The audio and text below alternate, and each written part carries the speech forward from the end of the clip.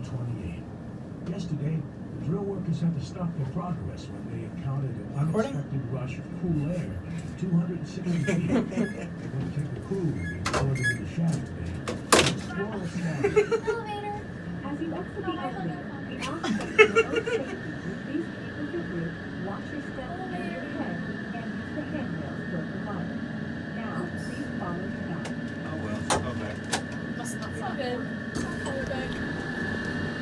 Hey guys, have a good tour. Glad to see you got to witness that at the beginning of it. All right, everyone, follow me, please.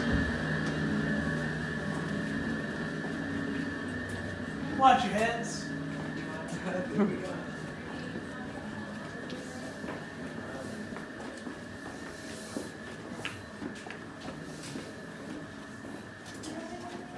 No, we're just waiting for the rest of the group. You literally just sat over there. They don't want to sit over here. They just left mommy just shooting over there. They didn't want to sit over here. There's a logic in that. All right, line up here in front of this wall to the right for me, please. Hello, everyone. Welcome to Ruby Falls. My name is Bo, and I'll be your tour guide for today. You're going to head down there and get your picture made. Then you'll head down to the sign that says to wait for your tour guide while I check for a second elevator load. And then once we're all situated and in line, we will take the half-mile walk down to the waterfall, turn around, and head back up to the elevator.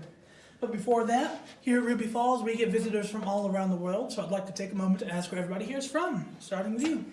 Jennings, Louisiana. Louisiana? Yeah, Louisiana. Alabama. Alabama.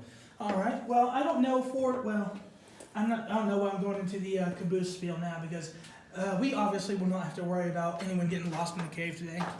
Normally, whenever we have a decent sized group, I designate a caboose and call out to them. But since we only have 4 people, maybe like another 5 if they come down the elevator, then we're not gonna have to worry about that today. So yeah, just head on down there and get your photos made. Head on down to the sign. I'll check We're yours. glad you're here. Your elevator brought you down 260 feet into the very heart of historic Lookout Mountain. Dominating the skyline of Chattanooga, rising up from the banks of the Tennessee River and stretching 80 miles southwest into Georgia and Alabama, Lookout Mountain features extensive cave systems, including the Lookout Mountain Cave. Throughout history, the natural opening of the Lookout Mountain Cave on the banks of the Tennessee River allowed easy access for early Native Americans in the region, whose folklore and legends included tales of miles of underground passageways, bottomless pits, subterranean rivers, underground waterfalls, and lakes. This same cave was used by both Union and Confederate forces during Civil War battles in the Chattanooga area, perhaps most notably as a temporary hospital.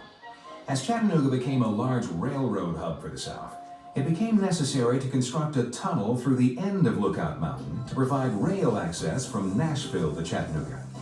During the construction of this railroad tunnel in 1905, the Lookout Mountain Cave entrance was intersected and sealed off from outside access. Leo Lambert, a young man living in Chattanooga, had played in Lookout Mountain Cave with his friend Jimmy Fuller for years. In 1923, Mr. Lambert began investigating the concept of drilling an elevator shaft into the side of Lookout Mountain in an effort to reach the old Lookout Mountain Cave and potentially reopen it to the public. On November 1st, 1928, the process of drilling the elevator shaft to open this cave was started, a prospect which carried a price tag of $25,000. A total of 3 crews working 8-hour shifts labored around the clock, garnering 5 feet of progress for every 24 hours of work. 2 months of drilling into solid limestone rock. At the 260-foot level, a gush of air rose up through the shaft as the jackhammer hit a void in the rock. Upon further drilling and inspection, a small opening into a previously unknown chasm was discovered.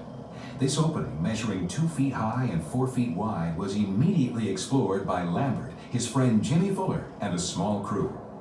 They disappeared into the chasm and were gone 17 hours.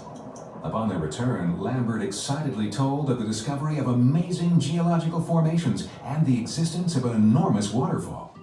A few days later, Lambert re-entered this newfound cave with his wife Ruby and christened this natural wonder with her name, Ruby Falls. Drilling continued to the 420-foot mark, where the shaft intersected the Lookout Mountain Cave as expected 90 days after drilling began. In total, 15,000 pounds of dynamite was used to loosen 5 million pounds of limestone, which was removed from the shaft one bucketful at a time.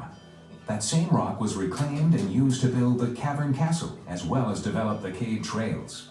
On December 30th, 1929, 14 months after drilling began, the Lookout Mountain Cave was open to the public, while construction of the newfound Ruby Falls Cave continued.